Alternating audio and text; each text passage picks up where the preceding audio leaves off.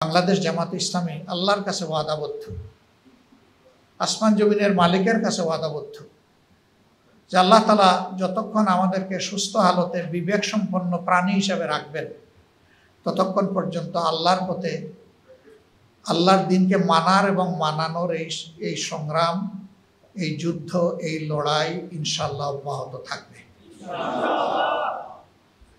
আমরা কেউ অমর নই, দুনিয়া ছেড়ে চলে যাব, কিন্তু আমরা যেন ভবিষ্যৎ যারা এই দুনিয়া আসবে মুমিন মুসলমান, তাদের হাতে একটা পবিত্র আমানত জীবন্ত অবস্থায় রেখে যেতে পারি। আল্লাহ যেন সেই তৌফিক আমাদেরকে দান।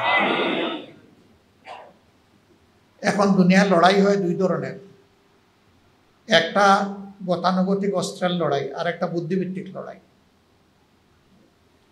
বুদ্ধিভিত্তিক লড়াইয়ের একটা ধাপ হচ্ছে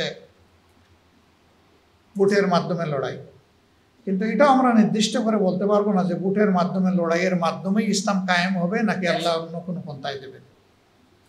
বাট রাসূল করিম সাল্লাল্লাহু আলাইহি ওয়াসাল্লামের উসুল হচ্ছে সামনে যখন দুইটা জিনিস পথ চলার জন্য থাকবে, দুইটা বাহন অথবা দুইটা রাস্তা, তিনি বলছেন যে আমি অধিকতর সহজ যেটা সেটা কবুল করব।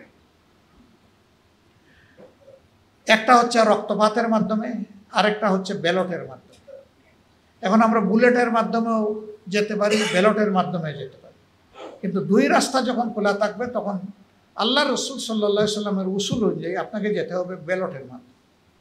এই জায়গায় আবার অনেকে একটু কনফিউজড হন, দ্বিধাগ্রস্ত হন যে ইসলামে গণতন্ত্র হালাল কিনা। ইসলামে সেই গণতন্ত্র হালাল যেই গণতন্ত্র আল্লাহর বিধান কায়েমের জন্য, আল্লাহর বিধান বদলানোর জন্য নয়, ওইটা হালাল। কিন্তু যদি কেউ আল্লাহর বিধান বদলানোর জন্য গণতন্ত্রের প্র্যাকটিস করে সেটা হালাল না, সেটা হারাম। এমনকি যুদ্ধ করলো কিন্তু ইসলামকে নির্মূল করার জন্য করলো, ওইটাও হারাম। তাহলে সব কিছু হতে হবে লিওয়াজহিল্লাহ, আল্লাহর জন্য, আল্লাহর পথে, আল্লাহর ইচ্ছাকে বাস্তবায়ন করার জন্য। আমরা এটাকে যদি যুদ্ধ হিসাবে নেই তাহলে সৈনিক হিসাবেই আমাদের নিজেকে তৈরি করতে হবে। প্রয়োজন হবে আমাদের যুবকদেরকে, তরুণদেরকে জাগিয়ে তোলা। আমি খুবই আশাবাদী যে যুবকরা ফেসিবাদের অক্টোপাস থেকে এই জাতিকে মুক্ত করার জন্য বুক চিতিয়ে লড়াই করেছে, ওই সময়টা অনেকেই কিন্তু নারায়ে তাকবীর আল্লাহু আকবার স্লোগান দিয়েছে, ইনকিলাব জিন্দাবাদ, এটা কিন্তু বুঝে শুনেই তখন বলেছে। পরবর্তী পর্যায়ে কিছু দাপ্পা বাপ মতলব বাস এটাকে হয়তো বা অন্যদিকে নেওয়ার চেষ্টা করেছে, কিন্তু ময়দানে কিন্তু ওইটাই তখন স্লোগান ছিল। এই যুবকদের, যুবতীদের অন্তরে ইমানের কিছু হলেও নূর আছে, এটাকে জাগায় তুলতে হবে। আমরা তো কার্যত তাদের জন্য লড়াই করছি।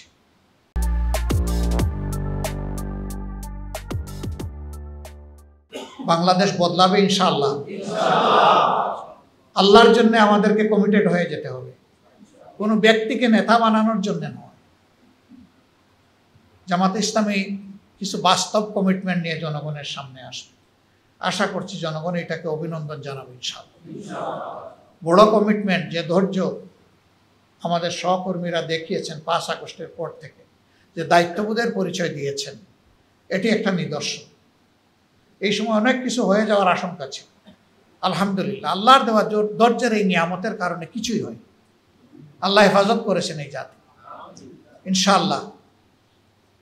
যেই সংগঠনকে তারা বলেছিল যে শেষ, এমনকি নিষিদ্ধও করেছিল, সেই সংগঠনকে আজকে আল্লাহ এই পর্যায়ে এনেছেন দিল বলে।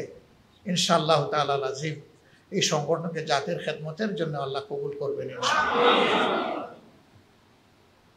আসুন আমরা সবাই নিজেকে আল্লাহর কাছে পুরোপুরি শপথ করে দেই, যেভাবে শপথের শেষ অংশে এসে বলেছি, ইন্না সলাতি ওয়া নুসুকি ওয়া মাহইয়ায়া ওয়া মামাতি লিল্লাহি রাব্বিল আলামিন।